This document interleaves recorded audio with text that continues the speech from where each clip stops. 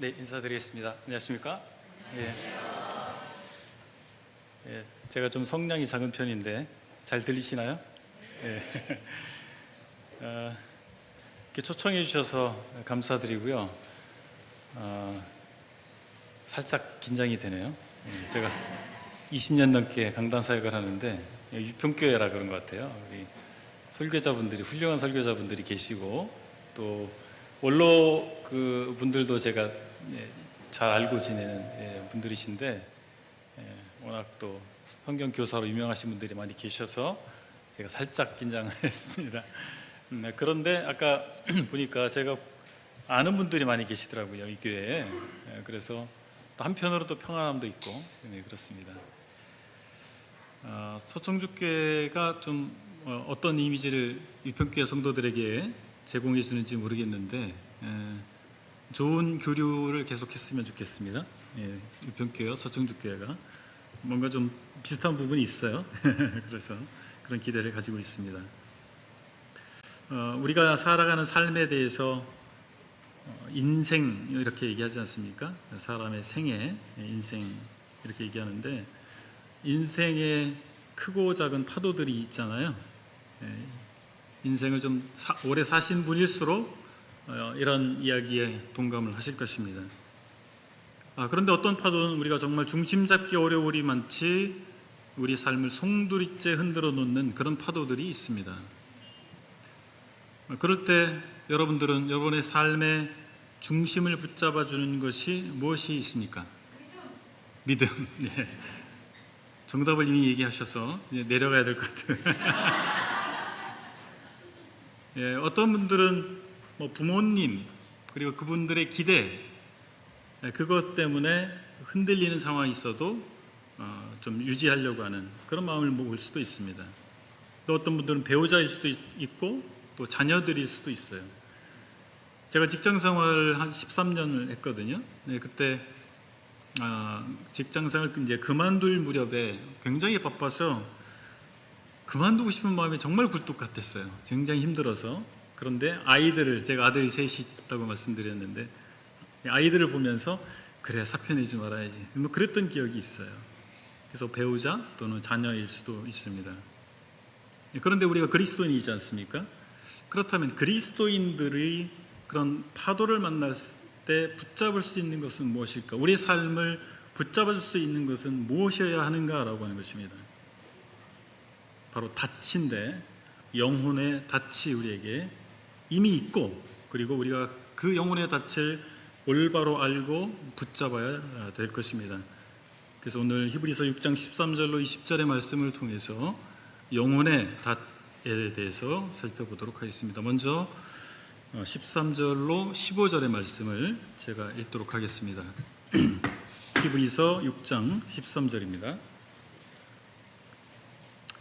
하나님이 아브라함에게 약속하실 때에 가리켜 맹세할 자가 자기보다 더 큰 이가 없으므로 자기를 가리켜 맹세하여 이르시되 내가 반드시 너에게 복을 주고 복을 주며 너를 번성하게 하고 번성하게 하리라 하셨더니 그가 이같이 오래 참아 약속을 받았느니라. 이 본문에서 우리가 확인할 것은 첫 번째로 하나님의 약속은 우리 소망의 원천이다 라고 하는 것입니다. 아브라함의 경우에 그는 하나님의 약속을 오랜 시간에 걸쳐서 오랜 시간이 지난 후에 체험하게 됩니다. 그 성취를 맛보게 됐습니다. 아브라함은 바로 하나님의 약속을 믿은 대표적인 성경 인물입니다. 그런데 오늘의 본문인 히브리서는 히브리 출신 그리스도인들, 즉 유대인 출신 그리스도인들에게 쓴 편지로 우리가 알고 있습니다. 유대인들에게 익숙한 사람, 그들이 가장 존경하고 본받을 만한 사람, 바로 아브라함에 대한 이야기를 통해서 그들이 율법의 체계로 율법적 삶으로 돌아가지 말고 예수 그리스도를 믿는 믿음을 붙잡도록 하기 위해서 히브리서 기자는 아브라함을 예로 들고 있는 것입니다. 아브라함은 하나님께서 그에게 창세기 12장에 주신 말씀을 받았습니다. 창세기 12장 2절에 보면 내가 너로 큰 민족을 이루고 내게 복을 주어 내 이름을 창대하게 하리니 너는 복이 될지라 라고 최초의 약속을 주십니다. 그리고 이어서 창세기 15장에 가서 이 약속을 재차 확인시켜 주십니다. 내 몸에서 날 자가 내 상속자가 되리라.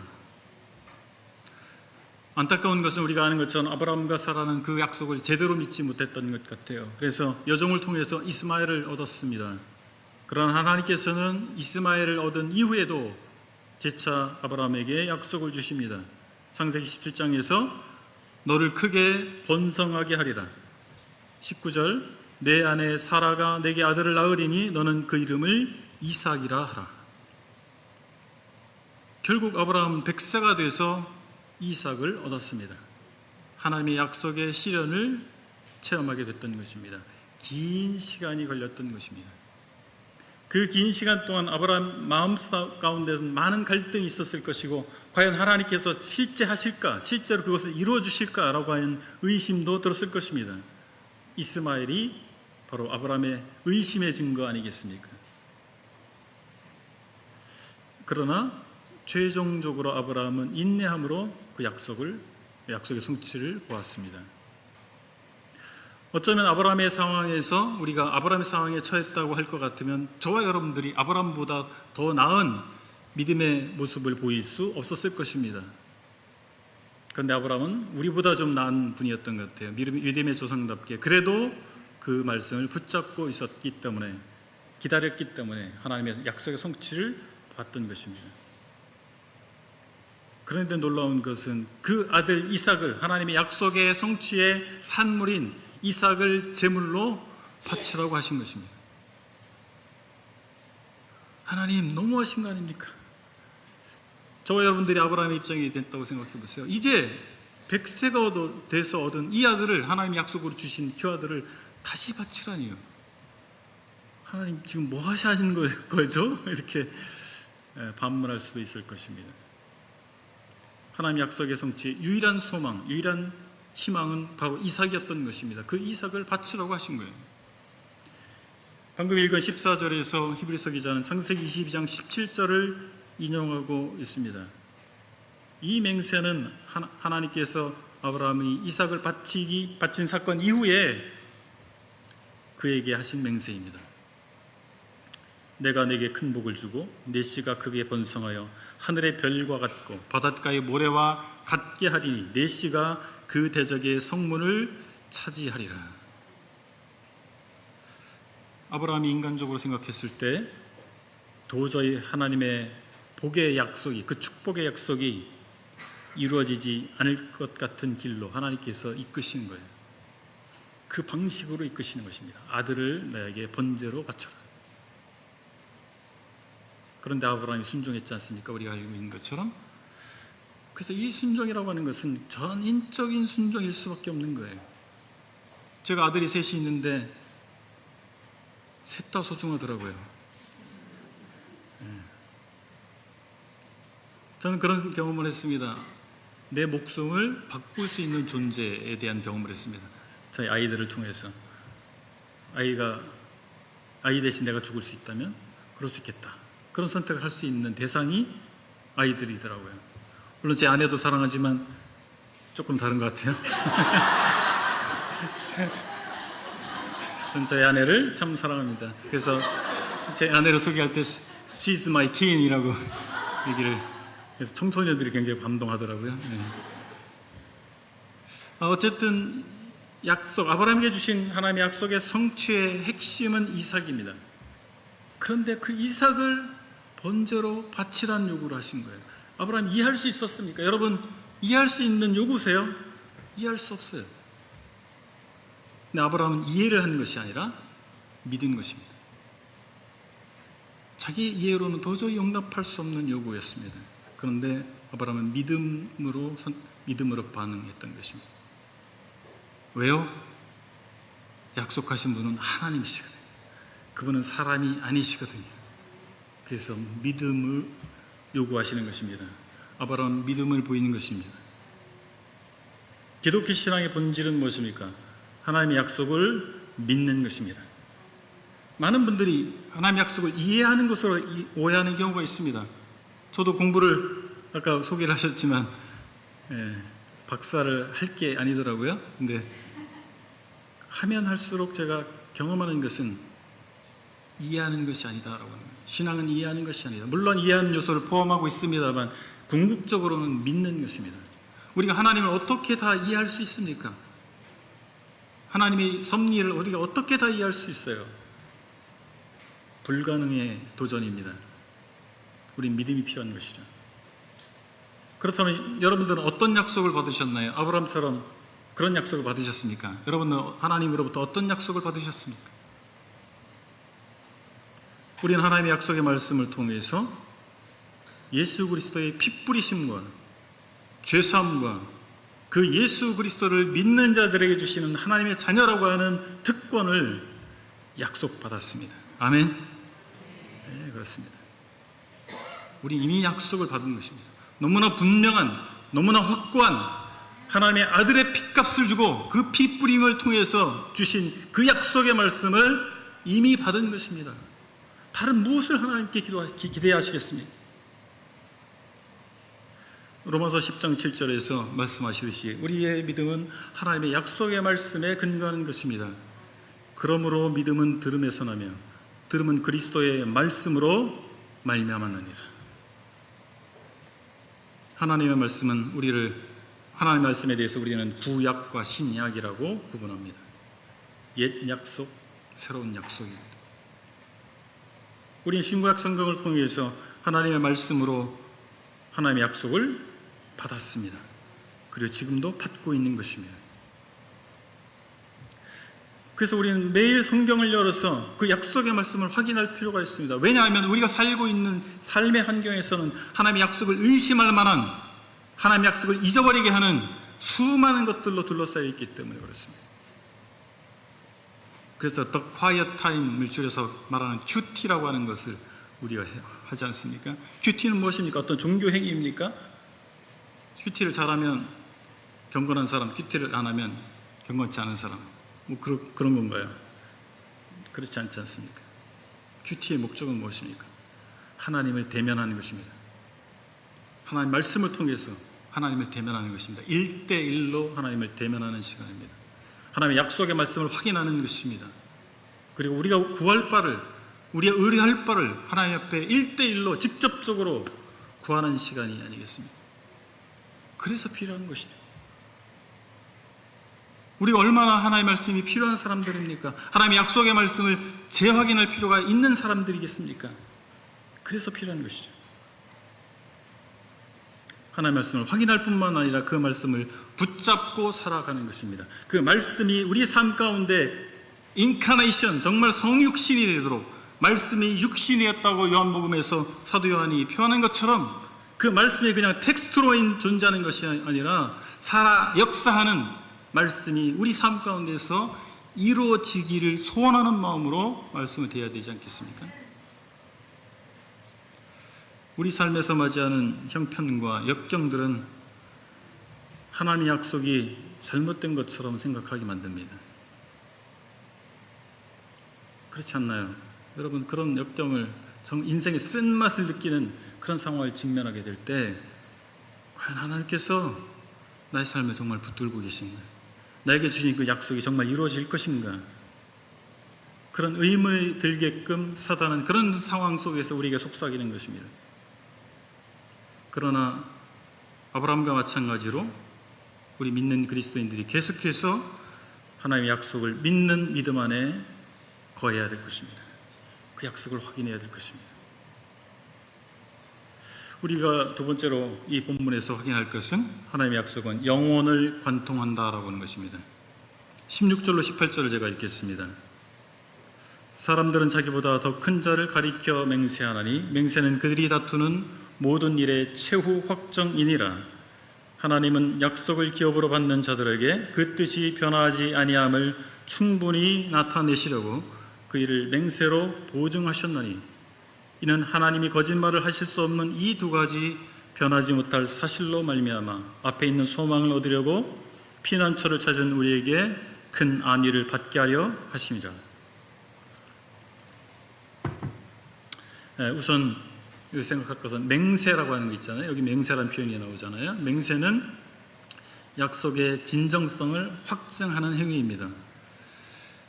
그래서 우리가 세상에서 살아갈 때 어떤 계약을 맺을 때 어떻게 합니까? 그냥 구두로만 하지도 않고, 그리고 문서로 하더라도 그냥 서로 그냥 문서로 사인한 것은 효력이 없어요. 법적 효력이. 그래서 어떻게 하냐면 공증을 받습니다. 법무사, 변호사를 통해서 공증을 받아요. 왜 그렇습니까?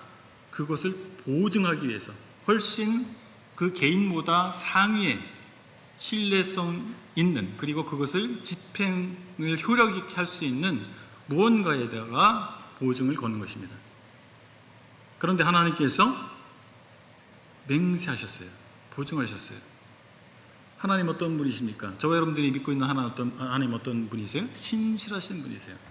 믿을 만한 분이십니다. 시건치 아니하시는 분이시죠. 그런데 왜 하나님께서 보증하셨을까요? 맹세하셨을까요? 하나님 자신을 위해서가 아닙니다. 하나님이 신실하지 못해서가 아닙니다. 저와 여러분들 위해서입니다. 바로 그 맹세의 대상을 위해서입니다. 우리가 약속에 대한 믿음에 거하게 하기 위해서, 우리가 흔들리지 않게 하기 위해서 보증하신 것입니다. 여기 18절에 말씀하고 있는 두 가지 변하지 못할 사실은 하나님의 말씀과 맹세입니다.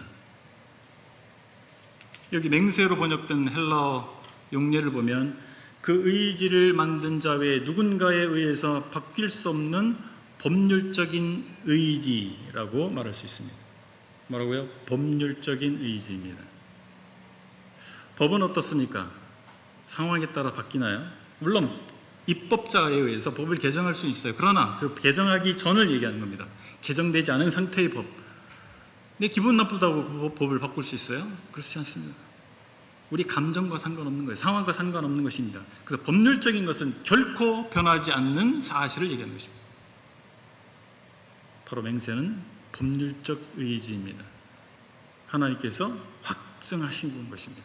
결코 바뀔 수 없는 것입니다. 그래서 하나님께서 이 방식을 통해서, 이 맹세를 통해서 우리가 확신 가운데 살아가기를 원하시기 때문에 맹세하신 것입니다. 하나님께서 우리 아버지 되시잖아요. 그래서 우리는 하나님을 아버지 하나님이라고 부릅니다. 우리 아버지 되신 하나님께서 자녀인 우리가 확신 가운데 있기를 원합니다. 우리가 평안을 잃지 않기를 원하십니다. 두려움 가운데 떨고 있는 아이를 아버지가 품에 안고,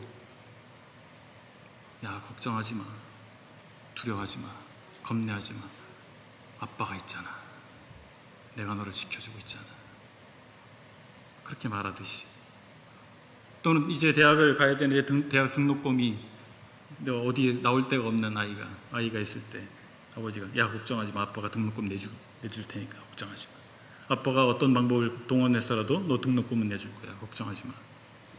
그렇게 말하듯이 하나님께서는 우리에게 오늘의 환난과 내일의 불투명함 앞에서 떨고 있는, 두려워하고 있는 우리에게 확증해 주신 것입니다. 내가 너를 지켜주겠다. 이렇게 우리에게 말씀하시는 것입니다. 그래서 우리는 보장된 소망을 확신하는 삶을 살아야 하는 것입니다. 영원하신 하나님의 약속들은 영원히 효력이 있는 영원한 세계에 고정되어 있는 것입니다. 어디에요? 영원한 세계에 고정되어 있는 것입니다. 이 세상의 어딘가에 고정되는 것이 아닙니다. 이 세상은 어떻습니까? 우리가 살고 있는 이 시공간의 세상은 변하는 것이잖아요. 이 예배당도 건축한 지 오래돼서 낡아지고 있잖아요. 우리 육신도 어떻습니까? 낡아지고 있습니다. 제가 축구를 좋아했는데 축구하다가 무릎을 다쳐서 이제 더 이상 축구를 할 수가 없어요. 십자인대가 끊어져가지고. 그걸 떠나서 나이가 자꾸 들어가니까 관절이 예전 관절이 아니에요. 이 세상에 속한 것은 우리를 포함해서 다 변하는 것입니다. 다 낡아지는 것입니다. 그래서 이 세상에 있는 것에 뭔가 기대를 하고 의지하는 것은 헛된 것이 되는 것입니다. 하나님은 영혼에 속한 분이세요. 여러분, 우리가 영혼을 한번 생각해 보세요. 영혼이 무엇입니까? 우리는 상상도 안 되는 것입니다. 왜요? 우리는 시공의 제한을 받는 속에서 태어나서 살고 있습니다. 우리 언어 체계는 여기에만 소용되도록 만들어져 있어요. 시제라고 하는 게 그게 아닙니까? 과거, 현재, 미래. 이 세상이 창조되기 이전에는 뭐가 있었지? 그 말은 어폐가 있는 거예요. 논리적 모순입니다. 시간이 존재하지 않는 세상이잖아요. 영혼은 상상이 안 되죠. 영혼은 변하지 않는 것입니다. 영혼의 세계에서는 변하지 않는 것입니다. 하나님께서는 영혼에 계신 분이십니다. 그 하나님께서 계신 곳에 그 영혼의 세계에 고정되어 있는 약속의 말씀이 있다라고 하는 거예요. 그것을 이미 우리가 받았다는 사실입니다. 그럼에도 불구하고 우리는 영혼을 체험하지 못했기 때문에, 영혼의 세계를 보지 못했기 때문에 여전히 시공의 제한을 받고 살고 있기 때문에 이 시공의 제한을 받고 있는 이 세상에 속한 것들이 더 커 보이고 더 실제처럼 보이는 것입니다. 그러나 우리가 하나님의 말씀을 통해 보면, 하나님의 약속을 통해서 보면, 또 하나님을 바라보면 그렇지 않습니다. 우리의 소망은 영원에 있습니다. 히브리서에서 말하는 소망은 그리스도인들에게 주어지는 하나님의 선물을 가리킵니다. 그것이 일부는 현재 성취가 됐어요. 이미 성취가 됐습니다. 어떤 측면에서 하나님께서 나에게 임했습니다. 그 은혜가 임했습니다. 우리는 이미 하나님의 은혜를 체험하고 있는 것입니다. 또 일부는 그때 그 나라에 가서 온전히 성취될 것입니다. 우리는 내일 일을 알 수 없습니다. 한 치 앞도 알 수가 없습니다. 그래서 두려운 거 아닙니까? 그래서 점치러 가잖아요.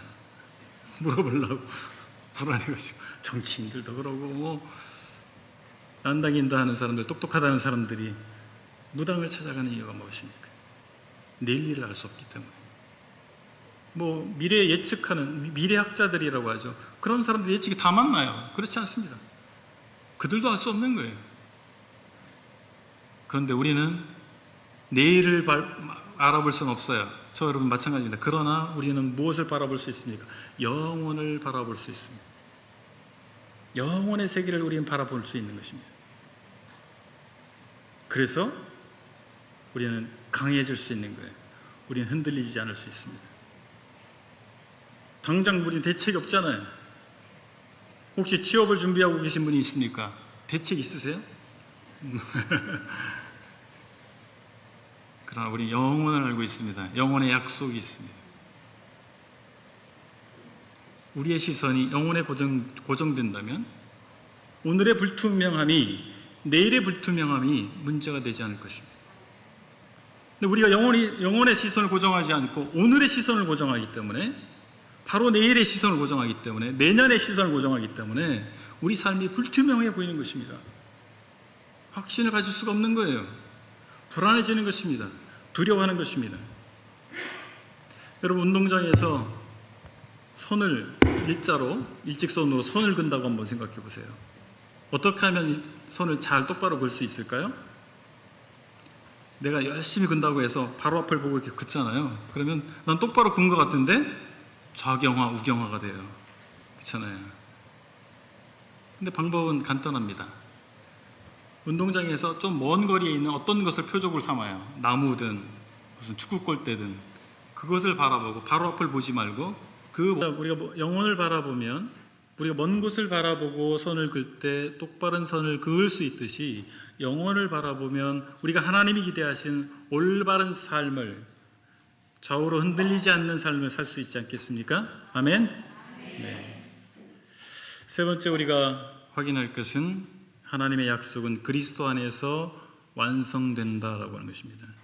19절, 20절을 제가 읽겠습니다. 우리가 이 소망을 가지고 있는 것은 영혼의 닷 같아서 튼튼하고 견고하여 휘장 안에 들어가나니, 그리로 앞서가신 예수께서 멜기세덱의 반차를 따라 영원히 대제사장이 되어 우리를 위하여 들어가셨느니라. 먼저 하나님은 닷과 같이 견고한 소망을 주십니다. 믿는 자들의 소망은 객관적 실체로서 하나님의 약속에 근거합니다. 뭐라고요?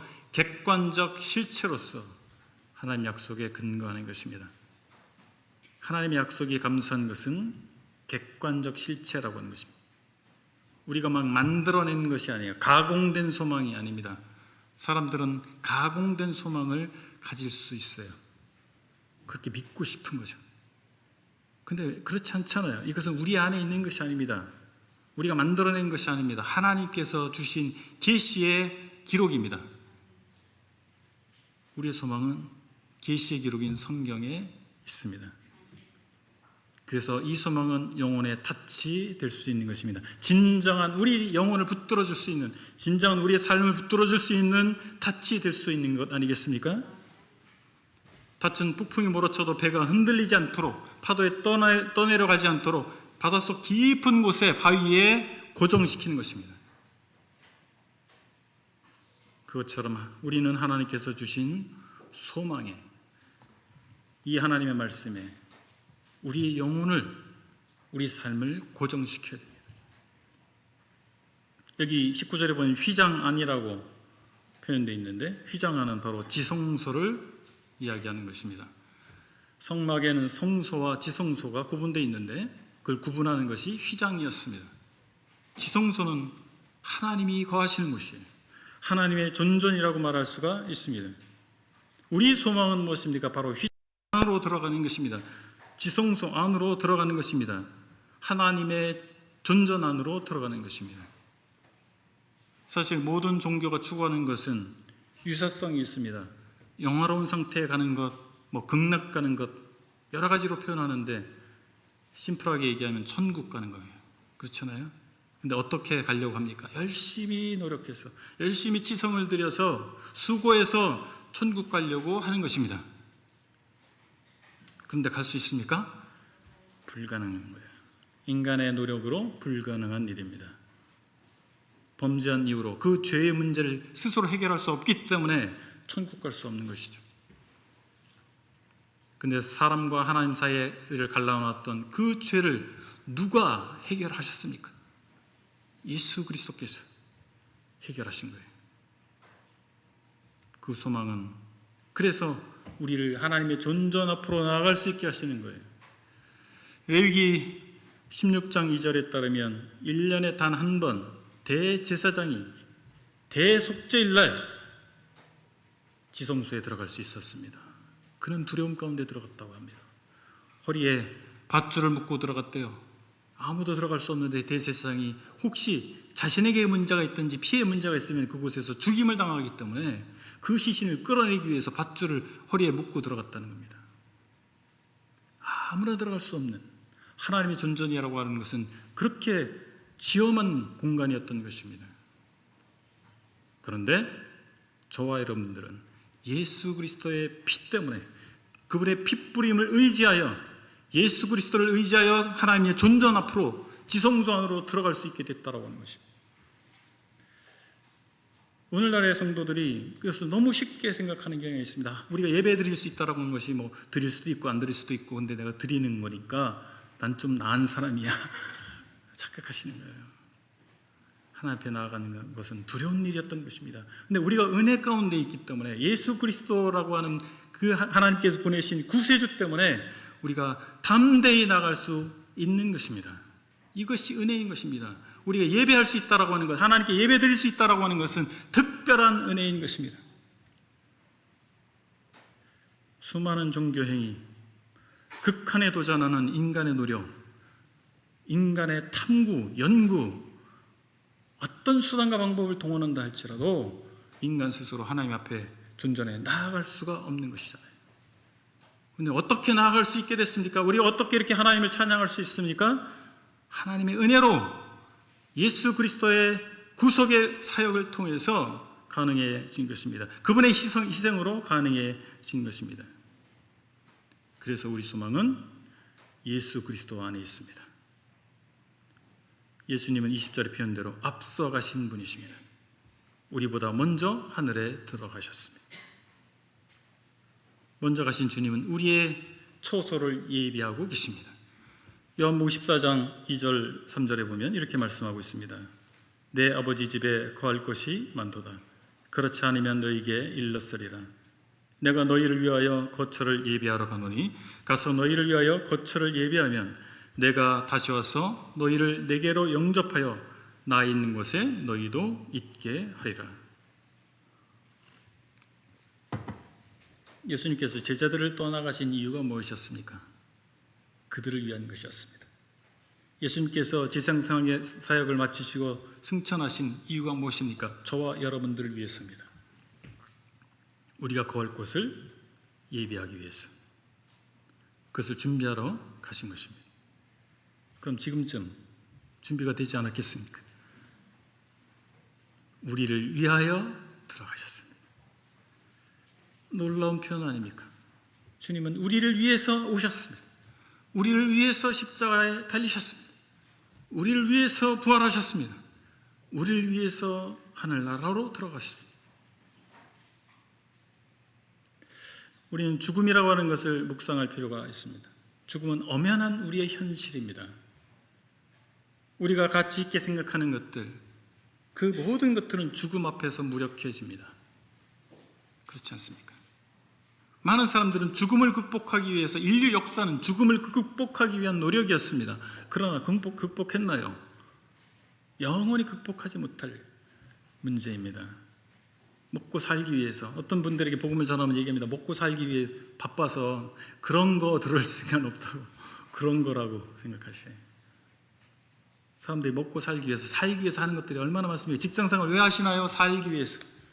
왜 밥을 드시나요? 살기 위해서. 왜 집이 필요한가요? 살기 위해서. 왜 옷을 입고 계실까요? 살기 위해서요. 그런데 결국 죽는 것이잖아요. 우리가 살기 위해서 많은 시간과 에너지와 재물을 쓰고 있습니다. 그러나 우리는 죽음을 결코 피할 수가 없잖아요. 이 아이러니를 우리가 어떻게 극복할 수 있을까요? 저는 저희 어머니가 일찍 돌아가셨어요. 제가 청소년 시기에 어머니가 돌아가셨습니다. 근데 결혼하면서 어머니가 생겼어요. 장모님. 저희 장모님이 참 믿음이 훌륭하신 분이세요. 믿음으로 사신 분이세요. 근데 저희 장모님이 또 암에 걸리셨어요. 좀 지난 얘기인데 암에 걸리셔서 투병하시다가 이제 돌아가셨습니다. 근데 제 아내가 그 외동딸이에요. 그러니까 아들 둘에 딸 하나. 그래서 제 아내가 너무 마음에 어머니가 고생하시고 저희 아내도 공교롭게도 아버지가 일찍 돌아가셨어요. 제 어머니 돌아가신 데에 제 아내 아버지가 돌아가셨더라고요. 그런 사람끼리 만났어요. 그래서 저희 어머니에 대한 아내가 너무 안타까운 마음이 있는 거예요. 그래서 마지막에 저희 집에 모셨습니다. 이제 돌아가시기 얼마 안 남은 상황에서 저희 집에 오셔서 같이 계셨어요. 저희가 돌봐드린 거죠. 그러다가 이제 집에 계시다가 더 이상 집에서 케어가 어려운 상황이 됐어요. 그러니까 이제 호스피스 병동을 예약을 해서 내일이면 호스피스 병동으로 가셔야 되는 상황이에요.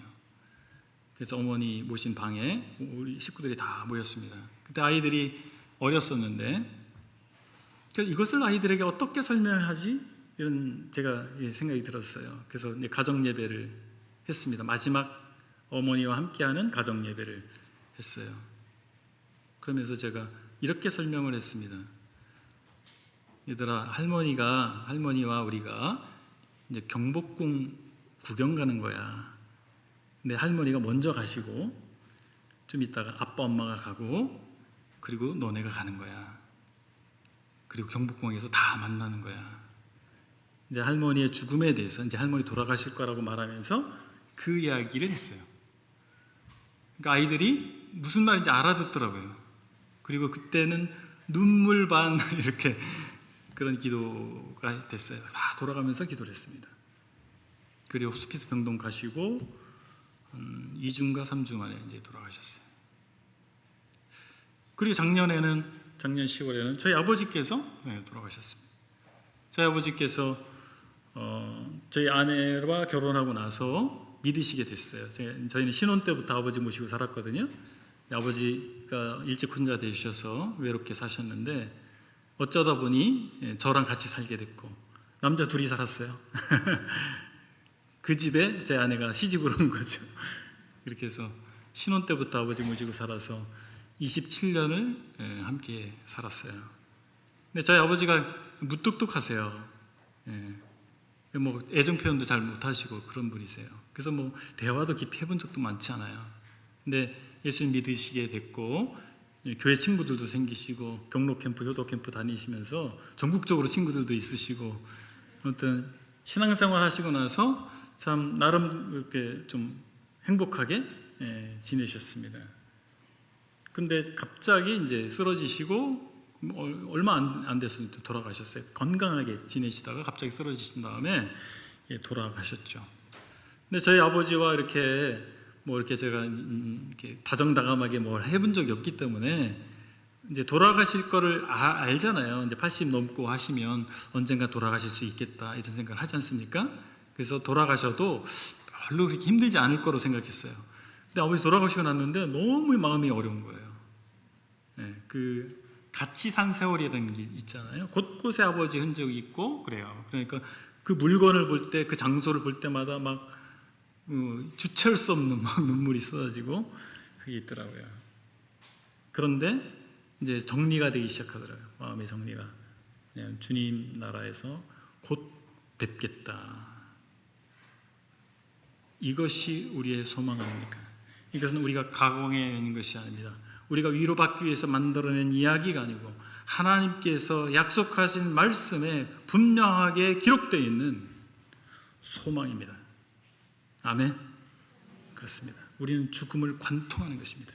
우리는 영혼의 세계를 볼 수 있기 때문에 영혼에 고정된 소망을 우리는 받았기 때문에 죽음을 넘어설 수 있는 것입니다. 어느 누가, 어느 철학자가 죽음을 넘어서겠습니까? 그럴 수 없습니다. 오직 믿음 안에서, 예수 그리스도 안에서 죽음을 넘어설 수 있는 것입니다. 그것이 산 소망입니다. 우리 자신을 바라보면 절망밖에 없어요. 아니라고요? 인생을 아직 덜 사는 사람이에요. 진짜 쓴맛을 못 봐서 그래. 자기 건강을 의지하고 자기 지식을 의지하고 자기 실력 이거 의지하고 있는 사람 아직 쓴맛을 덜 봐서 그래요. 그렇죠, 어르신들? 네, 동의하시죠? 우리 자신을 바라보면 결국 절망밖에 없습니다. 그래서 하나님께서는, 그리고 성경은 우리에게 축구합니다. 십자가를 바라보라. 예수 그리스도를 바라보라는 것입니다. 그럴 때는 소망이 생기는 겁니다. 그럴 때 기쁨이 생기는 것입니다. 항상 기뻐하라, 쉬지 말고 기도하라. 어떻게 가능할까요? 전 청년 때 이 말씀 읽으면서 그게 어떻게 가능할지 모르겠더라고요. 근데 알겠더라고요. 환경에 있는 게 아니고 나 자신에게 있는 것이 아니고 예수를 바라볼 때, 하나님을 바라볼 때 기뻐할 수 있는 것입니다. 감사할 수 있는 것 아니겠습니까? 그래서 정직하게 자신을 보고 정직하게 하나님을 봐야 돼요.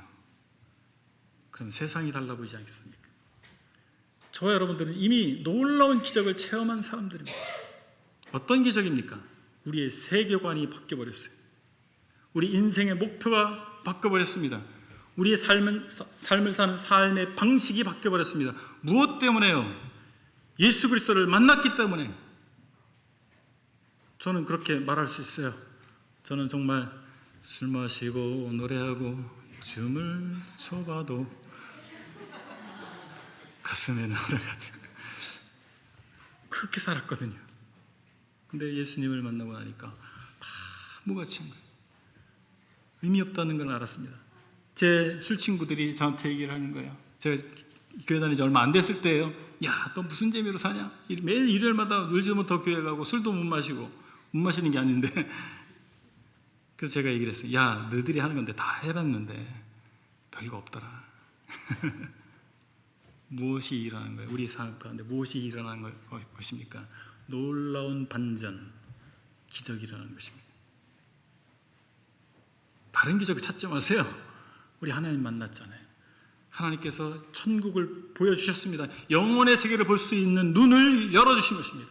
소경이 눈을 뜬 거 아니겠습니까? 영혼의 세계가 보이는 거예요.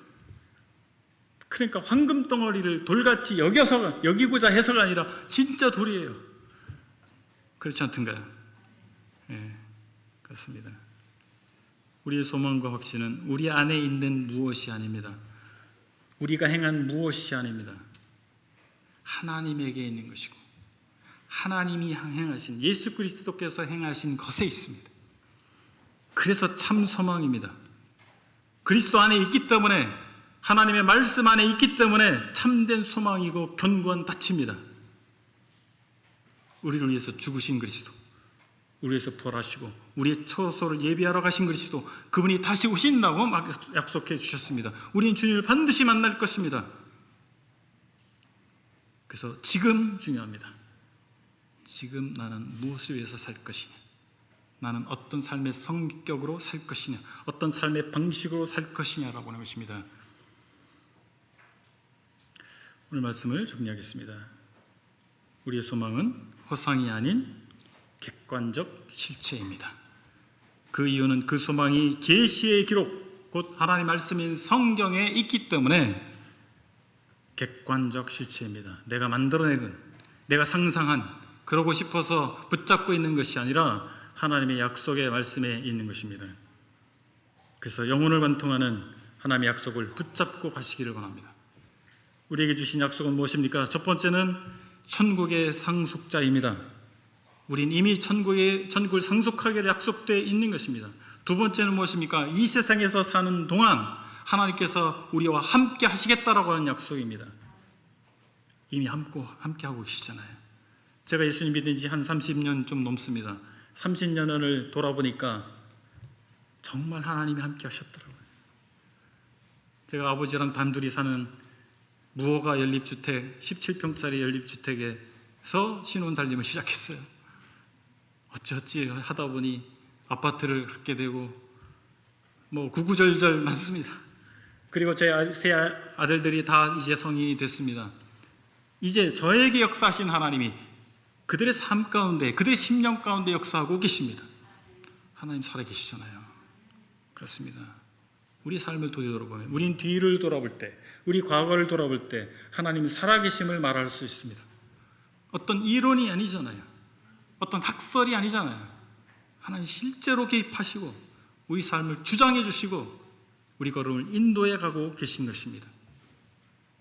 저는 저희 아이들이 앞으로 어떤 삶을 살지 모릅니다. 어떤 직업을 가질지 모릅니다. 첫째는 직업이 생겼지만 그걸 계속할지 어떨지 모르겠습니다. 그런데 제가 하나님께 감사한 것은 하나님께서 그들의 심령 가운데 역사하셔서 그들이 하나님 위해서 살고자 하는 고백을 하더라라고 하는 것입니다. 하나님 살아계십니다. 우리 삶을 책임지실 뿐만 아니라 우리의 자손들까지 책임지시는 분이십니다.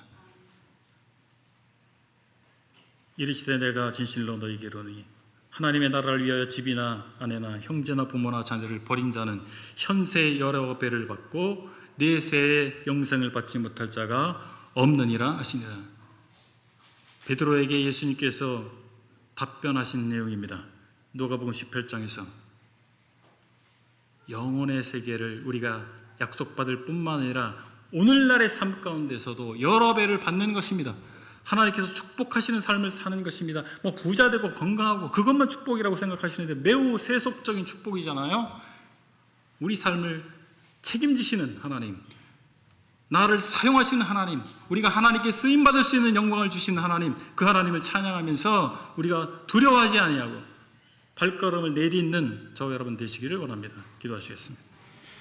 아버지 하나님, 하나님께서 일평교회에 초대받게 하시고 하나님 말씀을 나누게 하시는 것을 감사합니다. 하나님께서 이 지역에 이 교회를 세우셨사오니 하나님께서 계속해서 붙들어 주시고 복음을 증거하게 하시며 더 부흥할 수 있도록 은혜 베풀어 주시기를 원합니다.